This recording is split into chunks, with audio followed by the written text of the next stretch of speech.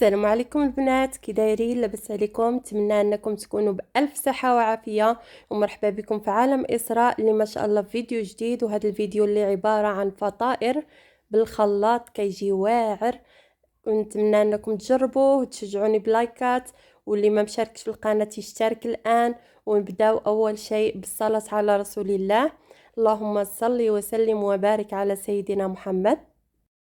انا متاكده البنات انكم غادي تجربوه وغادي يعجبكم، ونخليكم مع المقادير وطريقه التحضير.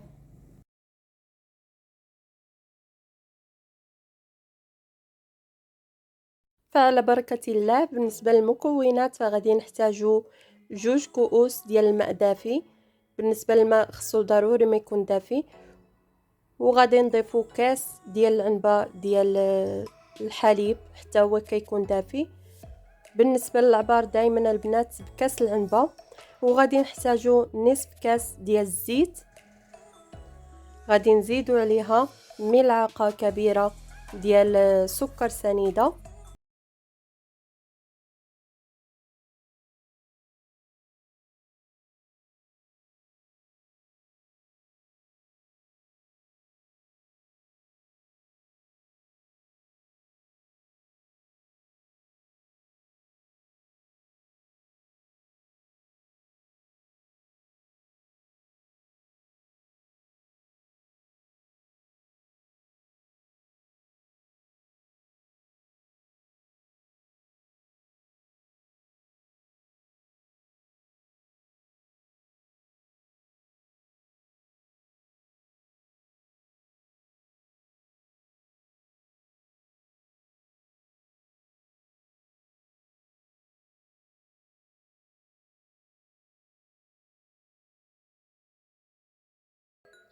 يعني باش ما يبقى الحبيبات ديال العجين.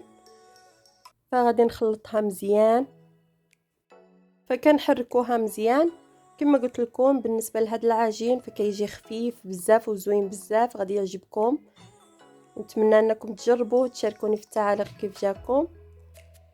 في هذا الاثناء ساليت الخلاط، فغادي نغطيها ونخليها حتى كتخمر تقريبا 15 دقيقه، ونشوفوا باقي المراحل. فبالنسبه للحشوه البنات كما كتشوفوا غادي نوضع تقريبا ملعقتين كبيرتين ديال الزيت.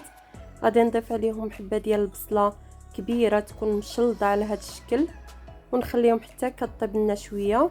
ونضيف عليها 2 جزرات كبار مبشورين، وكنحركو مزيان.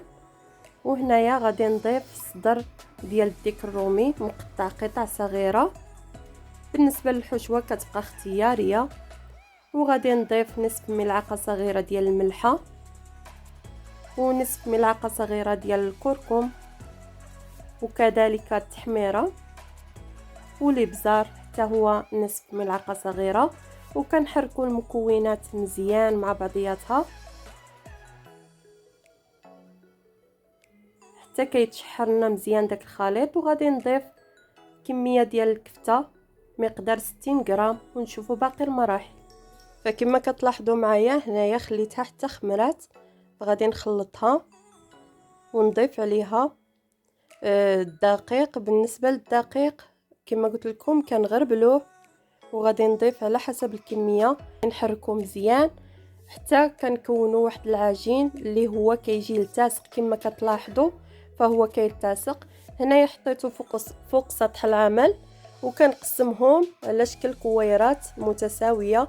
بالنسبه هنايا لهاد الفطائر فغادي نعملهم يكونوا شويه كبار.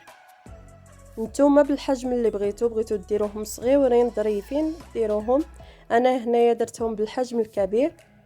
فغادي نلف الكويرات ديالي على هذا الشكل حتى كنساليهم صافي. وانا كنرش شويه ديال الدقيق باش ما تلتصقش.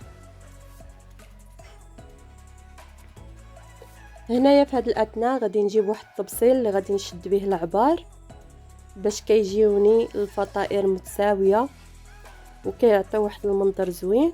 فغادي نقطع داك الزوائد اللي عندي. بالنسبه لدوك الزوائد ديال العجين فحتى هما غادي نحتاجهم. هنايا عندي الفريت قليته عادي، وعندي الحشوه اللي عملتها معكم. فاول حاجه غادي نضيف الفريت على هاد الطريقه كما كتشوفوا. فقط تبعوا المراحل فغادي تجيكم طريقه سهله. وكنضيف الحشوه اللي عملت. بالنسبه لكم الا بغيتوا تضيفوا جبن هنايا انا ما ضفتوش. وصافي كنلفها على هاد الشكل، فهي كتلتصق معنا بلا ما غادي نحتاجوا بياض البيض. صافي ودرت معكم وحده ثانيه، فغادي نلفها ونقطعها على هاد الشكل دائري.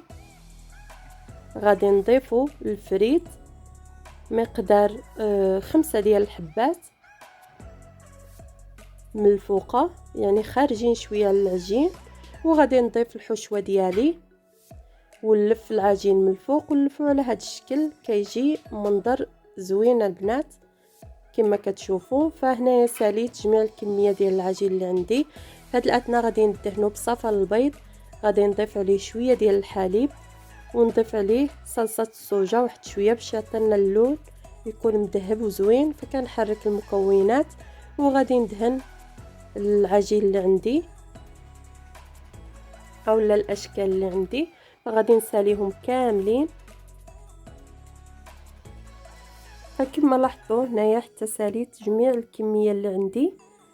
في هذا الاثناء عندي الزيتون مقطع. بالنسبه للزيتون فكنحتاجوا للتزيين، يعني سواء كان الزيتون الاسود او الاخضر فقط للتزيين، والتزيين على حسب الرغبه.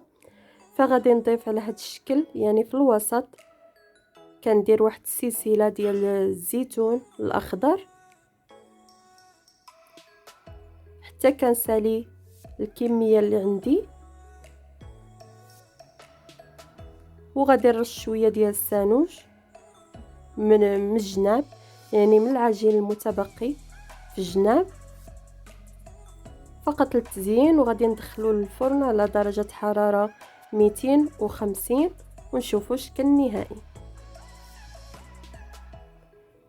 كان هذا هو الشكل النهائي ديال اليوم ديال الفطائر الخلاط. فكيجيو رائعين بصراحه، غادي يعجبوكم.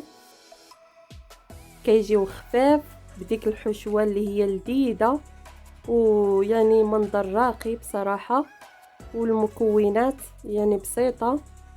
كنت مع عالم إسراء، والسلام عليكم.